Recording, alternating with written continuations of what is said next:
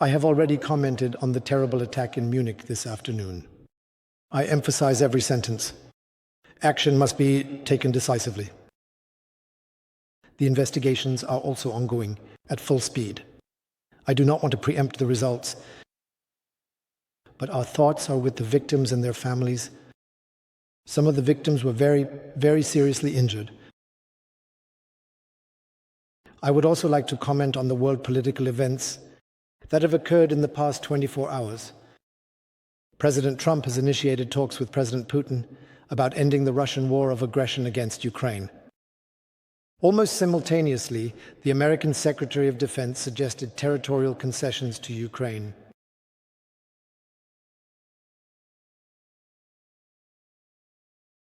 He also spoke about the deployment of troops. Additionally, he has set clear expectations for us Europeans to ensure the success of NATO.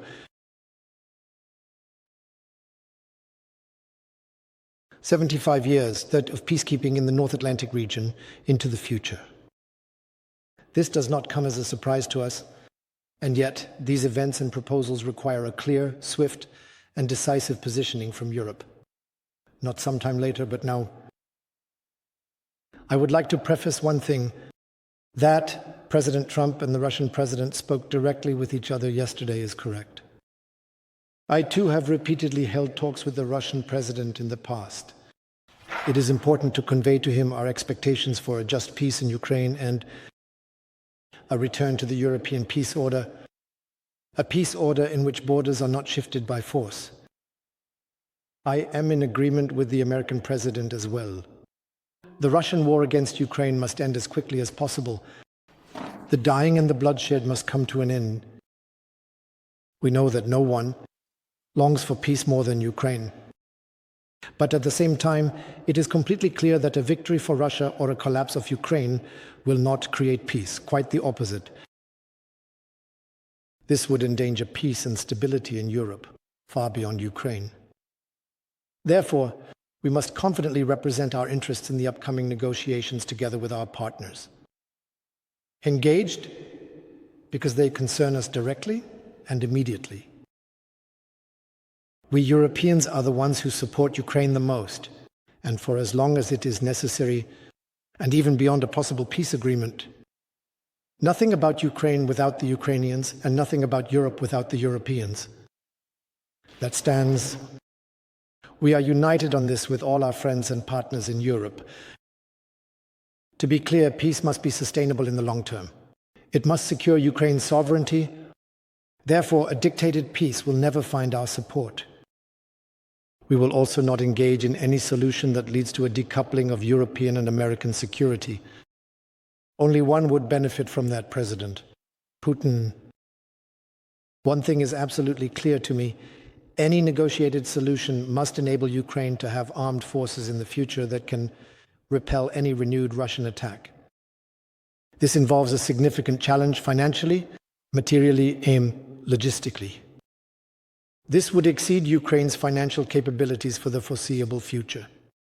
We Europeans and our transatlantic and international partners will be needed there.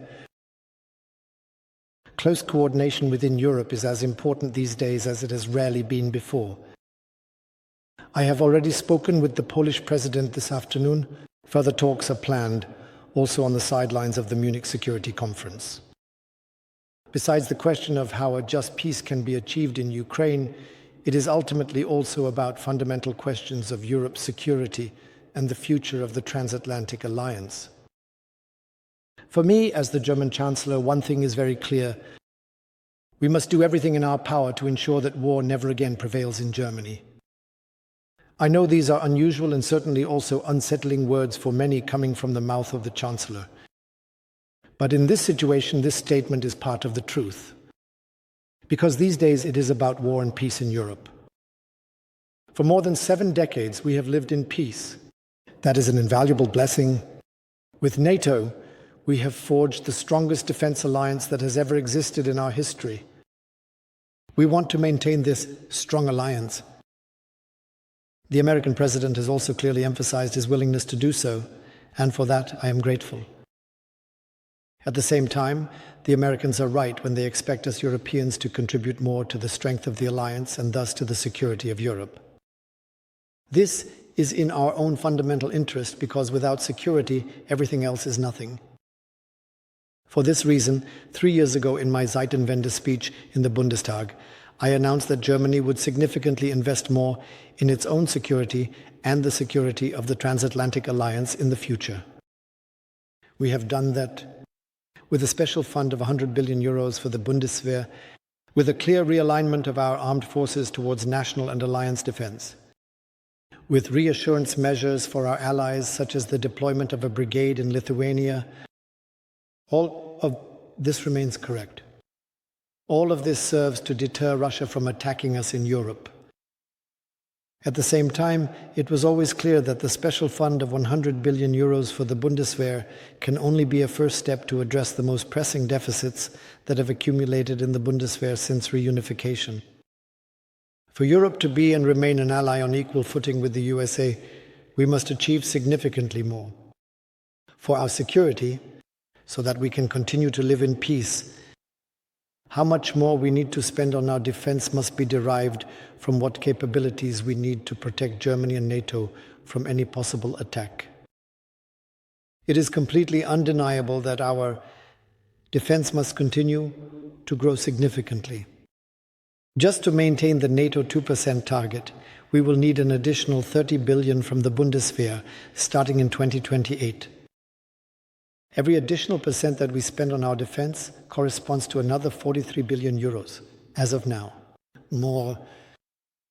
These are enormous amounts. By the end of this decade, we are talking about sums in the hundreds of billions.